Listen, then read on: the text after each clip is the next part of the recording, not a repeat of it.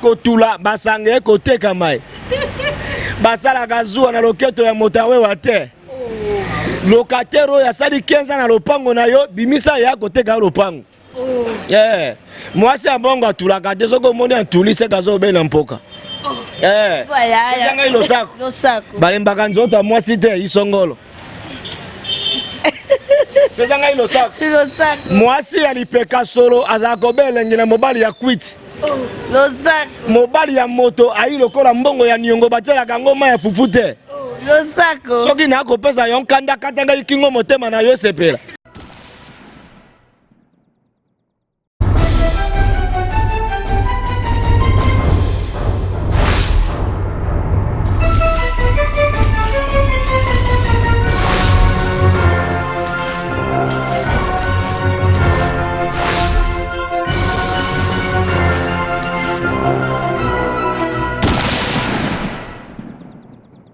Voilà, mesdames et messieurs, bonjour, bonjour encore une fois de plus. Je suis tellement heureuse de vous présenter cette trop belle émission.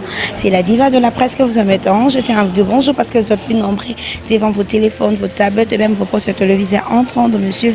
Je tiens un grand merci, un grand bonjour à celui qu'on appelle tonton Manda de la nation, mon boss. Et pourquoi pas Pichou Mangabi, on venu au Congo déjà. Toujours René na Mandinga Bakin Awa. Et un grand bonjour à mon coordonnateur Herman Ampol, Garçon Slima, à mon caméraman du jour, Garçon Moulay, Francis Ouala. Voilà. Je ne vais pas commencer cette trop belle émission sans pourtant dire un grand bonjour à Jean-Willy Londres, à Willy Mouchen de Code Mondial, oui, je te salue.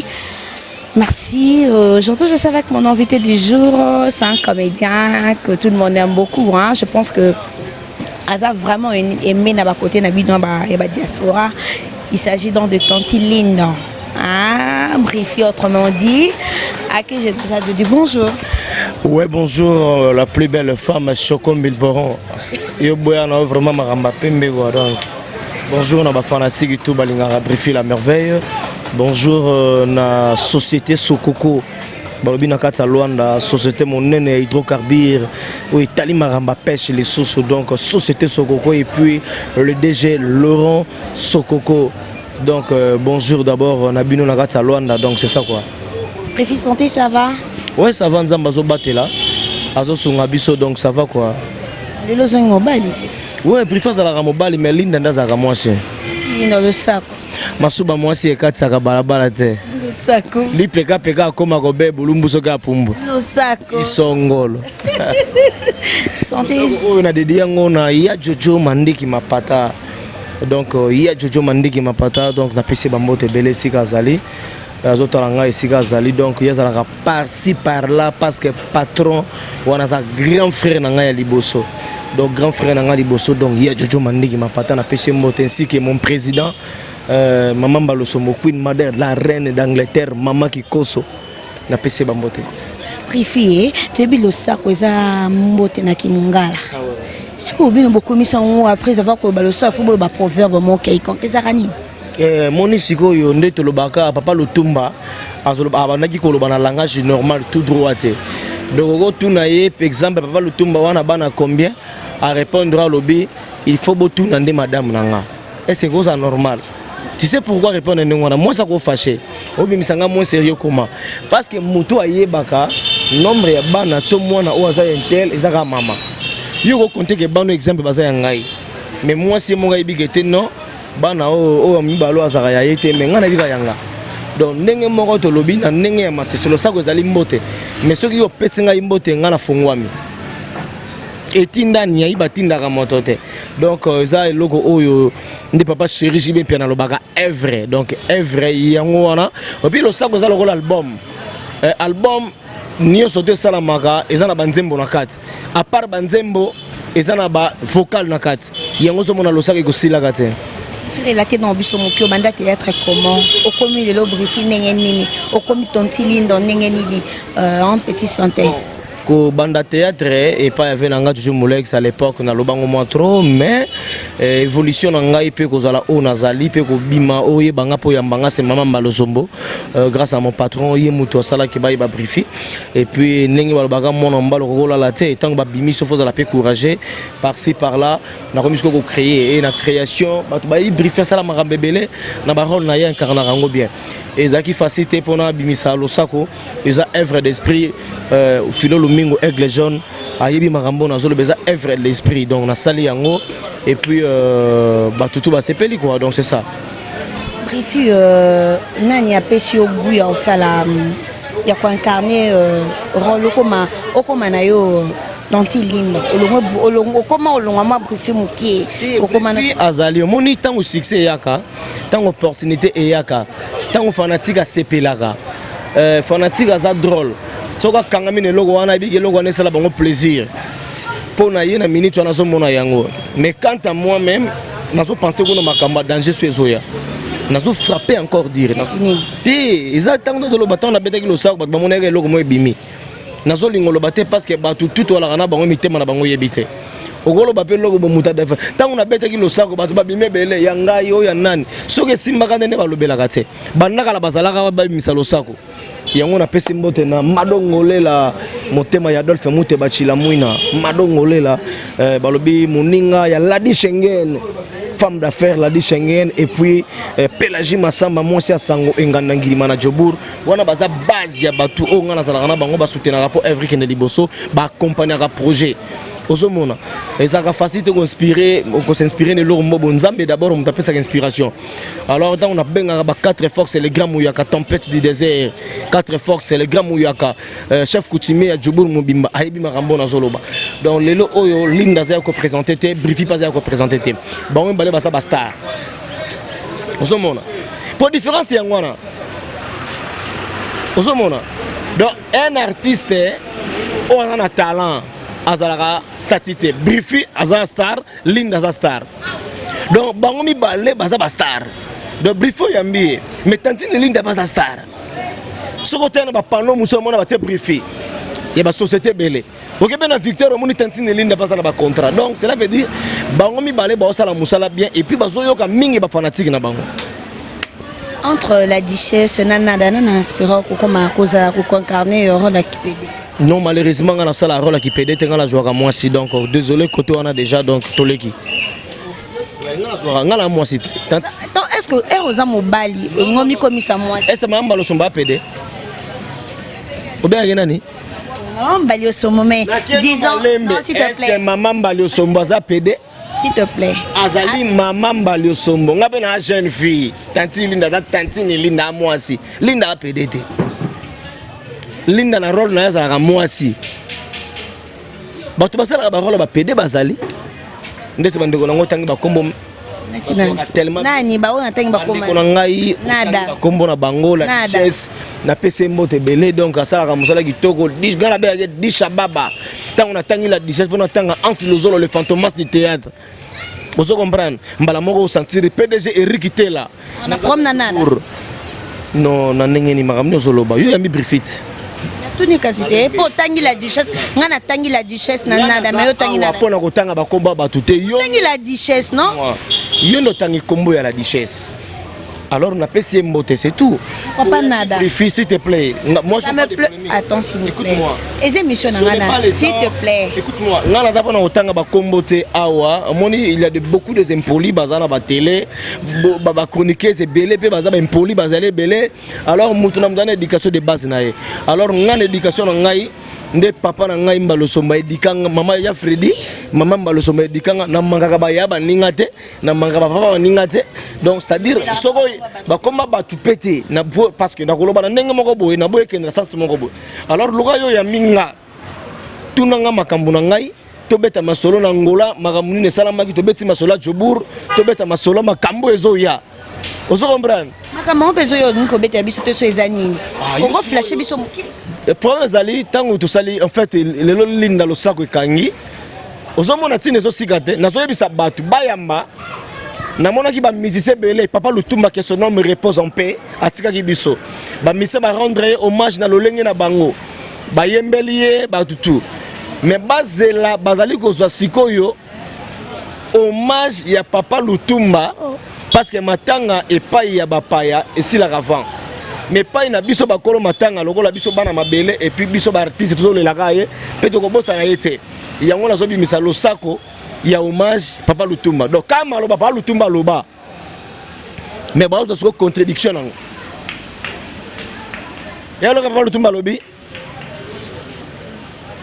tantine ngala bi tantine linda losako vous comprenez mokolo na kokufa bazwa motu na ngai bakata basala monima kalungu belo oni akobimisa kasi monima ngo pe ngwana batie Papa Lutumba basale lo ngeka kanda est-ce que mbongo bapesa ki bana na isongolo vangu polonga Papa Lutumba monima lebise kanga kanda exemple à suivre makambezo ya baoza hommage à Papa Lutumba après sa mort hommage à Papa Lutumba donc malobaka Papa Lutumba lobaki mais si ko ba contredire ngwe pa mama kalunga to mutu moko bo ono sala nae fille tout ça non Papa Lutumba lo tantina linda lo sako Papa Lutumba lo raso ko kwa lo bi obebo avec kito be na aéroport bato babeti maboko ba ko betela moto akumbi avion to ba ko betela benza kumba sikoyo réponse ya muta ko zongisa okomona makambe ko pesa to ebite ba betela ba flatter muta kumbi avion ko tout ça ba na crash ton nzambe à suivre babiloko ezebele to ko dévoiler te isongolo ba ebake yangwana kwa tout ça ba créer belé bisou ba lelo sali succès nango to bika lobili kamaka bisou ba to na bokeli bongo katuka mbadi bazoki katuka mbadi siko baoza sorry soli kama sema nataka sorry moi pas au Afrique du Sud kasi na uti Afrique du Sud South anglais elle kama na sema sorry parce que les gens maboko sorry bish morning non en fait bato base la mingi musa to sala so zali bato to sepelisa bato to longola bato ba stress yango nazo pesa merci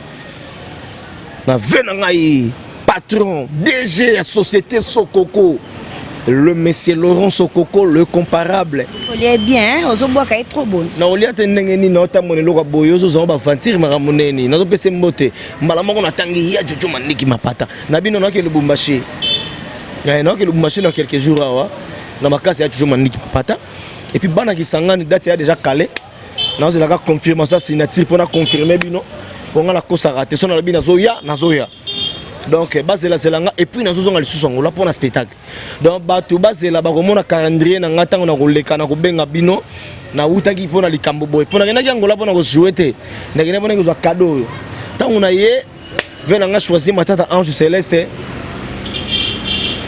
commanda po ozo comprendre beti wana fena nga po wana fena ngai mokonzi ozo mona donc soko meki ngai donc bakonzi ba eko donc blague te voilà préfié to beta na moi lisolo mokie kota mama théâtre ça artiste comédien to beti pe masolo na yo to beta pe pour nini poison comment circuler trop na théâtre bon na théâtre au moins ba ba ke ba artiste bozo kufa trop ba oda na bango trop te ezande batu ba yeba na soka kufi faut remarquer ga dai et puis combien de personnes bazo kufa na minute to vandia kali konga montre ça la temps ta dai temps ta botami temps ta ngindi temps ta omi pauvre sikoyo jalousie ezala ngelo ko ezala déjà na bato mais sauf que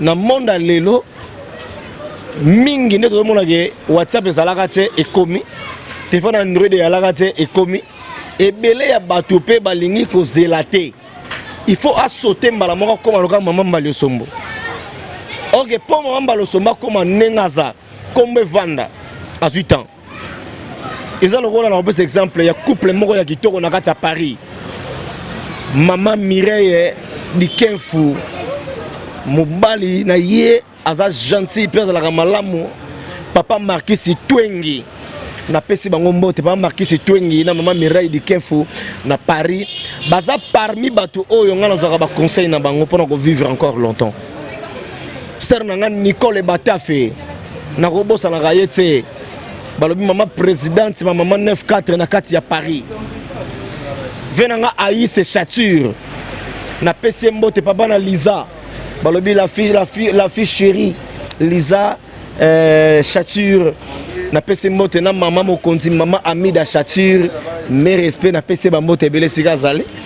Donc ezaka ke jalousie wana ozomona wana toyebi na zone makameta molaka nga mona mi batela po mususu a sepela ta moninga na car na yebi nga kuna talaka makambo su nga na hotela nde omoni nga tango ma succès yaka na makambe yaka na préparer neni na yamba bagarre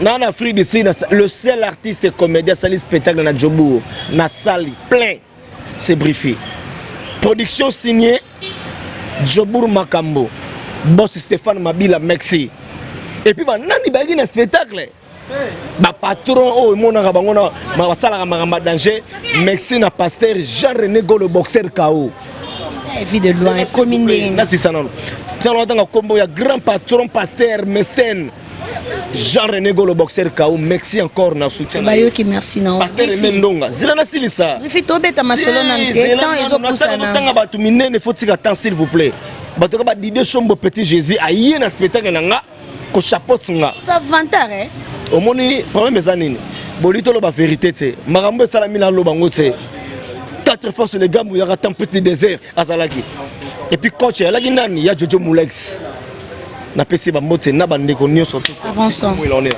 donc c'est ça état ya vie de loin comme botika ko et comme il a moi si j'ai mon likambo ka été à vie de loin déjà bika bato ba mega ko sala makambo wana ba groupa nzambe atelemela makambo wana de lo azabia wana vena nga ya Charlie Nongi to ala ine kutu l'aéroport avant-hier donc ngapena landa ba koli nga mozo mona na te to ala ina vena nga to yambani danger fait déjà bika photo na mikolo yo bon mundu erika déjà vena nga mundori na bike malade ya kambangu na nzoto ya moto mekindaka artiste comédien bo mona te bokendo tala aussi yo biso tozana association ya structurée papa Masumu azali président na biso kayala fumambanza à chaque fois tozana ba réunion tosalaka makambo réunion esengi tozana tenter ya kobetaka makambo na ba télé loka tozolinga to prouver bato non totiki était tozana eu de cœur et puis bika